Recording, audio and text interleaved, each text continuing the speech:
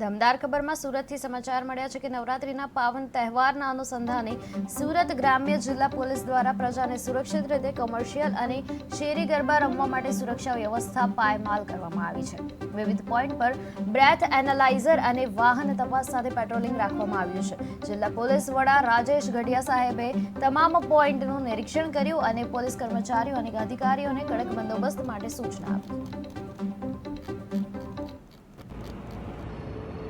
સુરત ગ્રામ્ય જિલ્લામાં જે પોલીસ ચેકિંગની કાર્યવાહી ચાલી રહી છે એમાં ખાસ સુરત ગ્રામ્યના નાગરિકોને જણાવવાનું કે આજથી શરૂ થતા નવરાત્રિના ઉત્સવને નાગરિકો શાંતિથી આનંદ ઉલ્લાસથી ઉજવી શકે, પરિવાર સાથે ઉજવી શકે, આનંદભેર પોતે સ્મૂથલી આવી જઈ શકે એ પ્રકારની તમામ વ્યવસ્થા જિલ્લા પોલીસ દ્વારા કરવામાં આવેલી છે। તમામ નાકા પોઈન્ટ, એન્ટ્રી એક્ઝિટ, જે કંઈ અગત્યની જગ્યાઓ છે તમામ જગ્યાએ પોલીસનો ચુસ્ત બંદોબસ્ત છે।